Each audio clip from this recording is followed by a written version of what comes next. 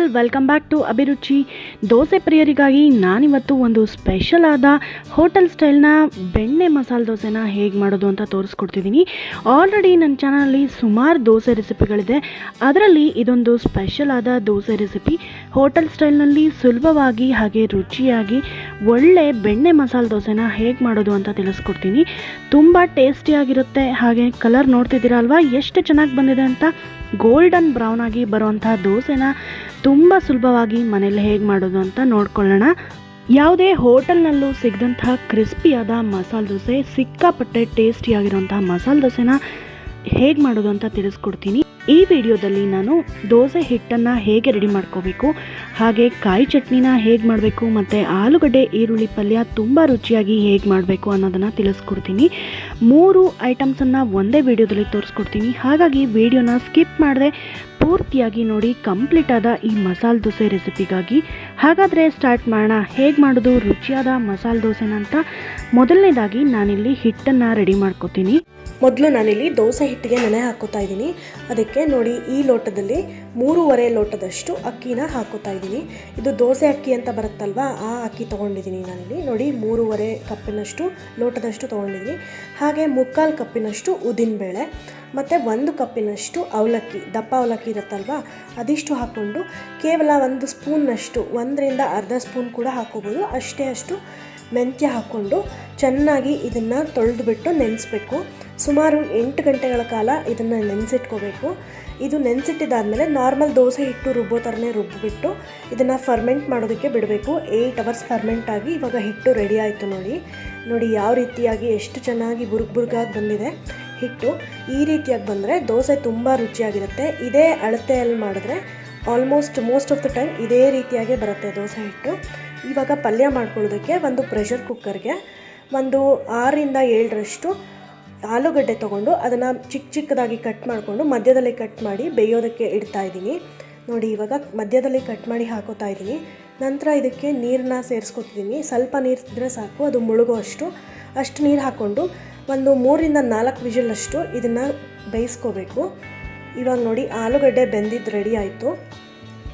ನಂತರ ಪಲ್ಯ ಮಾಡೋದಕ್ಕೆ ಒಂದು ಕಡಾಯಿ ಇಟ್ಕೊಂಡು ಎಣ್ಣೆ ಹಾಕ್ಕೊಂಡು, ಎಣ್ಣೆ ಕಾದ್ಮೇಲೆ ಸಾಸಿವೆ ಹಾಗೆ ಕಡಲೆಬೇಳೆ ಉದ್ದಿನಬೇಳೆ ಹಾಕ್ಕೊಂಡು ಅದನ್ನು ಕೂಡ ಚೆನ್ನಾಗಿ ಕೆಂಪಗಾಗೋವರೆಗೂ ಹುರ್ಕೋತಾ ಇದ್ದೀನಿ. ನೋಡಿ, ಇವಾಗ ಇದಕ್ಕೆ ನಾನು ಒಂದು 8ರಿಂದ 10 ಕರಿಬೇವು ಹಾಗೆ ನಿಮಗೆ ರುಚಿಗೆ ಬೇಕಾದಷ್ಟು ಹಸಿಮೆಣಸಿನ್ಕಾಯಿನ ಹಾಕೋಬೋದು. ನಾನಿಲ್ಲಿ 5ರಿಂದ 6 ಚಿಕ್ಕದಾಗಿ ಹೆಚ್ಚಿಟ್ಕೊಂಡಿರೋಂಥ ಹಸಿಮೆಣಸಿನ್ಕಾಯಿ ಕೂಡ ಹಾಕೊಳ್ತಾ ಇದ್ದೀನಿ. ಇದನ್ನು ಕೂಡ ಚೆನ್ನಾಗಿ ಬಾಡಿಸ್ಕೋಬೇಕು.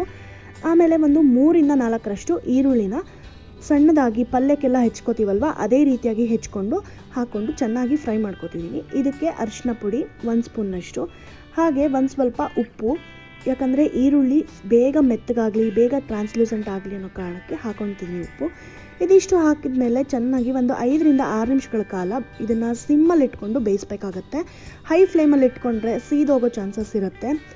ಹಾಗಾಗಿ ನಾನು ಸಿಮ್ಮಲ್ಲೇ ಇಟ್ಕೊಂಡು ಇದನ್ನು ಬೇಯಿಸ್ಕೊಂಡಿದ್ದೀನಿ. ನೋಡಿ, ಇವಾಗ ಈರುಳ್ಳಿ ಮೆತ್ತಗಾಗಿದೆ. ಇವಾಗ ಇದಕ್ಕೆ ನಾನು ಸ್ವಲ್ಪ 2ರಿಂದ 3 ಸ್ಪೂನ್ನಷ್ಟು ಕಾಯಿ ತುರಿ ಹಾಗೆ ಕೊತ್ತಂಬರಿ ಸೊಪ್ಪನ್ನು ಕೂಡ ಹಾಕ್ಕೊಂಡು ಚೆನ್ನಾಗಿ ಬಾಡಿಸ್ಕೊತಿದ್ದೀನಿ. ನನ್ನ ಎಲ್ಲ ಡಿಶಸಲ್ಲೂ ನಾನು ಕೊತ್ತಂಬರಿ ಹಾಗೆ ಕೊಬ್ಬರಿನ ಮೊದಲೇ ಹಾಕಿಬಿಟ್ಟು ಬಾಡಿಸ್ತಾ ಇರ್ತೀನಿ. ಅಟ್ ಲಾಸ್ಟ್ ನಾನು ಗಾರ್ನಿಷಿಂಗೋಸ್ಕರ ಹಾಕೋದಿಲ್ಲ. ಇವಾಗೆ ಹಾಕಿದ್ರೆ ಅದರ ರುಚಿಯನ್ನು ಕೊಬ್ಬರಿ ಅಥವಾ ಕೊತ್ತಂಬರಿ ಸೊಪ್ಪು ತನ್ನ ರುಚಿಯನ್ನು ಬಿಡುತ್ತೆ. ಹಾಗಾಗಿ ಇವಾಗೆ ಹಾಕ್ತೀನಿ. ಈ ಸಮಯದಲ್ಲಿ ಚೆನ್ನಾಗಿ ಒಂದು 5ರಿಂದ 6 ವಿಷಲ್ಸ್ ಕೂಗಿಸ್ಕೊಂಡು ಮೆತ್ತಗೆ ಬೇಯಿಸ್ಕೊಂಡು ಮ್ಯಾಶ್ ಮಾಡಿ ಇಟ್ಕೊಂಡಿರೋಂಥ ಆಲೂಗಡ್ಡೆನ ಹಾಕೋತಿದ್ದೀನಿ. ಇದು ಕೂಡ ಅಷ್ಟೇ, ನಮ್ಮ ಕ್ವಾಂಟಿಟಿಗೆ ತಕ್ಕಷ್ಟು ನಾವು ಹಾಕೋಬೋದು. ನಾನಿಲ್ಲಿ 6 ಆಲೂಗಡ್ಡೆ ತೊಗೊಂಡಿದ್ದೀನಿ. ನಂತರ ರುಚಿಗೆ ಬೇಕಾಗಿರೋಷ್ಟು ಉಪ್ಪನ್ನು ತೊಗೊಂಡ್ಬಿಟ್ಟು ಸ್ಟವ್ ಆಫ್ ಮಾಡಿಕೊಂಡು ಇದನ್ನು ಮಿಕ್ಸ್ ಮಾಡಿಕೊಂಡ್ರೆ ರುಚಿಯಾಗಿರೋಂಥ ಆಲೂಗಡ್ಡೆ ಪಲ್ಯ ಹೋಟೆಲ್ ಸ್ಟೈಲ್ನಲ್ಲಿ ರೆಡಿ ಆಗುತ್ತೆ. ಕಾಯಿ ಚಟ್ನಿಗೆ ಮೊದಲನೇದಾಗಿ ಒಗ್ಗರಣೆ ಹಾಕೋತಾ ಇದ್ದೀನಿ. ಸ್ವಲ್ಪ ಎಣ್ಣೆ ಹಾಗೆ ಎಣ್ಣೆ ಕಾದ್ಮೇಲೆ ಸಾಸಿವೆ ಹಾಕ್ತಾ ಇದ್ದೀನಿ. ಸಾಸಿವೆ ಚಟ್ಪಟ ಅಂದಮೇಲೆ ಹಸಿಮೆಣಸಿನ್ಕಾಯಿ ನಿಮಗೆ ಖಾರಕ್ಕೆ ಎಷ್ಟು ಬೇಕೋ ಹಾಗೆ ಹಸಿಮೆಣಸಿನ್ಕಾಯಿನ ಹಾಕೋಬೇಕು. ಹಸಿಮೆಣಸಿನ್ಕಾಯಿನ ಸುಮಾರು 2ರಿಂದ 3 ನಿಮಿಷಗಳ ಕಾಲ ಚೆನ್ನಾಗಿ ಫ್ರೈ ಮಾಡಬೇಕು. ಆವಾಗ ಅದರದ್ದು ರುಚಿಯೇ ಚೆನ್ನಾಗಿ ಬರುತ್ತೆ. ಹಾಗೆ ಕೊಬ್ಬರಿ ಸ್ವಲ್ಪ ಹೆಚ್ಚಿಗೆನೇ ಹಾಕೋಬೇಕು ಕಾಯಿ ಚಟ್ನಿಗೆ. ನೋಡಿ, ಕೊಬ್ಬರಿ ತುಂಬ ಜಾಸ್ತಿ ತೊಗೊಂಡಿದ್ದೀನಿ. ಇದನ್ನು ಕೂಡ ಹಾಕ್ಕೊಂಡು ಫ್ರೈ ಮಾಡ್ಕೋಬೇಕು. ಇದು ಕೂಡ ಸುಮಾರು ಒಂದು 2ರಿಂದ 3 ನಿಮಿಷಗಳ ಕಾಲ ಫ್ರೈ ಮಾಡ್ಕೋಬೇಕು. ಹಸಿ ಕೊಬ್ಬರಿ ಹಾಗೆ ಹಾಕಿದ್ರೆ ಬೇಗ ಚಟ್ನಿ ಹಾಳಾಗುತ್ತೆ. ಈ ಬಿಸಿಲುಗಾಲದಲ್ಲಿ ಕಾಯಿನ ಸ್ವಲ್ಪ ಹುರಿದುಬಿಟ್ಟು ಮಾಡಿದ್ರೆ ಕಾಯಿ ತುಂಬ ಹೊತ್ತಾದರೂ ಬೆಳಗ್ಗೆ ಮಾಡಿದ್ರೆ ರಾತ್ರಿ ಆದರೂ ಕೆಟ್ಟೋಗಲ್ಲ ಚಟ್ನಿ. ಹಾಗಾಗಿ ಸ್ವಲ್ಪ ಕಡಲೆ ಹಾಕೋತಾ ಇದ್ದೀನಿ, ಸ್ವಲ್ಪ ತಿಕ್ನೆಸ್ಸಿಗೆ ಮಾತ್ರ, ಇಲ್ಲಾಂದರೆ ಚಟ್ನಿ ನೀರಾಗಿರುತ್ತೆ. ಹಾಗಾಗಿ ಸ್ವಲ್ಪ ಕಡಲೆ ಹಾಕೋತಾ ಇದ್ದೀನಿ, ಹುರ್ಗಡ್ಲೆ. ಇದು ಸ್ವಲ್ಪ 2-3 ಟೇಬಲ್ ಸ್ಪೂನ್ ಹಾಕ್ಕೊಂಡು ಅದನ್ನು ಕೂಡ 1 ನಿಮಿಷ ಫ್ರೈ ಮಾಡ್ಕೊಂಡಿದ್ದೀನಿ. ನಂತರ ರುಚಿಗೆ ತಕ್ಕಷ್ಟು ಉಪ್ಪನ್ನು ಹಾಕೋತಾ ಇದ್ದೀನಿ, ಹಾಗೆ ಒಂಚೂರು ಹುಣಸೆ ಹಣ್ಣು, ಹಾಗೆ ಸ್ವಲ್ಪ ಬೆಲ್ಲ, ಇದಿಷ್ಟನ್ನು ಹಾಕ್ಕೊಂಡು ಮಿಕ್ಸ್ ಮಾಡಿಬಿಟ್ಟು ಮಿಕ್ಸಿ ಜಾರ್ಗೆ ಹಾಕ್ಕೊಂಡು ಚಟ್ನಿನ ರುಬ್ಕೋಬೇಕು ಕ್ಲೀನಾಗಿ. ನೀರು ಎಷ್ಟು ಬೇಕೋ ಅಷ್ಟು ಆ್ಯಡ್ ಮಾಡ್ಕೊಂಡ್ಬಿಟ್ಟು ಸ್ವಲ್ಪ ತುಂಬ ಸ್ಮೂತಾಗೆ ರುಬ್ಕೋಬೇಕು. ಇವಾಗ ನೋಡಿ ನೀರು ಹಾಕೋತಾ ಇದ್ದೀನಿ. ಇವಾಗ ಚಟ್ನಿ ರುಬ್ಕೊಂಡಿದ್ದಾಯಿತು. ತುಂಬ ಸಾಫ್ಟಾಗಿ ರುಬ್ಕೊಂಡ್ರೆ ಕಾಯಿ ಚಟ್ನಿ ರುಚಿಯಾಗಿರುತ್ತೆ, ತರ್ತರಿಯಾಗಿದ್ದರೆ ಅಷ್ಟು ರುಚಿ ಇರೋದಿಲ್ಲ. ಇವಾಗ ದೋಸೆ ಮಾಡ್ಕೊಳ್ಳೋದಕ್ಕೆ ಹಂಚನ್ನು ಕ್ಲೀನ್ ಮಾಡಿ ರೆಡಿ ಮಾಡಿ ಇಟ್ಕೊಂಡಿದ್ದೀನಿ. ಆಲ್ರೆಡಿ ತುಂಬ ಸರಿ ತೋರಿಸ್ತೀನಿ ಹೇಗೆ ಹಂಚನ್ನು ಕ್ಲೀನ್ ಮಾಡೋದು ಅಂತ. ಡಿಸ್ಕ್ರಿಪ್ಷನ್ ಚೆಕ್ ಮಾಡಿ ಹೇಗೆ ಮಾಡೋದು ಅಂತ ತಿಳ್ಕೊಳ್ಳಿ. ನಂತರ 1.5 ಸೌಟ್ನಷ್ಟು ಹಿಟ್ಟನ್ನು ಹಾಕ್ಕೊಂಡ್ಬಿಟ್ಟು ನಿಧಾನವಾಗಿ ತೆಳುವಾಗಿ ಈ ರೀತಿ ಸ್ಪ್ರೆಡ್ ಮಾಡ್ಕೋಬೇಕು. ತುಂಬ ದಪ್ಪನೂ ಮಾಡ್ಕೋಬಾರ್ದು, ಹಾಗೆ ತುಂಬ ತೆಳುವಾಗೂ ಮಾಡ್ಕೋಬಾರ್ದು. ಹೋಟೆಲ್ ಸ್ಟೈಲ್ನಲ್ಲೇ ಬೇಕು ಅಂದರೆ ಮೀಡಿಯಮ್ ದಪ್ಪದಲ್ಲಿ ಮಾಡಬೇಕು. ಅಂಚು ಸ್ವಲ್ಪ ದಪ್ಪ ಇರಲಿ. ಮಧ್ಯದಲ್ಲಿ ಕಾಣಿಸ್ತಿದೆ ಅಲ್ವಾ, ತೆಳುವಾಗಿಯೇ ಈ ರೀತಿಯಾಗಿ ಸ್ಪ್ರೆಡ್ ಮಾಡ್ಕೋಬೇಕು. ಆವಾಗಲೇ ನಮಗೆ ಕ್ರಿಸ್ಪಿನೆಸ್ ಬರೋದು. ನಾವೇನಾದರೂ ತುಂಬ ತೆಳ್ಳಗೆ ಮಾಡ್ಕೊಂಬಿಟ್ರೆ ಈ ಪೇಪರ್ ದೋಸೆ ಎಲ್ಲ ಇರುತ್ತಲ್ವ, ಆ ರೀತಿಯಾಗಿ ಹೋಗುತ್ತೆ. ಹಾಗಾಗಿ ಸ್ವಲ್ಪ ಮೀಡಿಯಮ್ ದಪ್ಪವಾಗಿ ಇದನ್ನು ಸ್ಪ್ರೆಡ್ ಮಾಡ್ಕೋಬೇಕು. ನಂತರ 1-2 ಸ್ಪೂನ್ನಷ್ಟು ಎಣ್ಣೆ ಹಾಕ್ಕೊಂಡಿದ್ದೀನಿ ಚಿಕ್ಕ ಸ್ಪೂನಲ್ಲಿ. ಆ ನಂತರ ಬೆಣ್ಣೆ ಮಸಾಲೆ ದೋಸೆಗೆ ಬೆಣ್ಣೆ ಕಂಪಲ್ಸರಿಯಾಗಿ ಹಾಕ್ಕೊಳ್ಳೇಬೇಕು. ಹಾಗಾಗಿ ಮನೆಯಲ್ಲೇ ಮಾಡಿರೋಂತಹ ಬೆಣ್ಣೆ ತೊಗೊಂಡ್ಬಿಟ್ಟು ಸ್ವಲ್ಪ ಈ ರೀತಿ ಸ್ಪ್ರೆಡ್ ಮಾಡ್ಕೋತಿದ್ದೀನಿ. ಬೆಣ್ಣೆ ಸ್ವಲ್ಪ ಕರಗ್ತಾ ಇದೆ ಅಂದಮೇಲೆ ಒಂದು ಮೊಗಚೆಕಾಯಿ ಸಹಾಯದಿಂದ ಈ ರೀತಿಯಾಗಿ ಎಲ್ಲ ಕಡೆಗೂ ಸ್ಪ್ರೆಡ್ ಮಾಡ್ಕೋಬೇಕು. ಬೆಣ್ಣೆ ಇಲ್ಲ ಅಂದರೆ ತುಪ್ಪ ಕೂಡ ಹಾಕೋಬೋದು, ಒಳ್ಳೆ ರುಚಿ ಕೊಡುತ್ತೆ ತುಪ್ಪ ಹಾಕಿದ್ರೇನು. ತವನ ಸ್ವಲ್ಪ ಸೈಡ್ಗೆ ಆ ಕಡೆಗೆ ಈ ಕಡೆಗೆ ಜರುಗಿಸ್ಕೊಂಡು ನಾವು ದೋಸೆನ ಬೇಯಿಸ್ಕೋಬೇಕಾಗತ್ತೆ.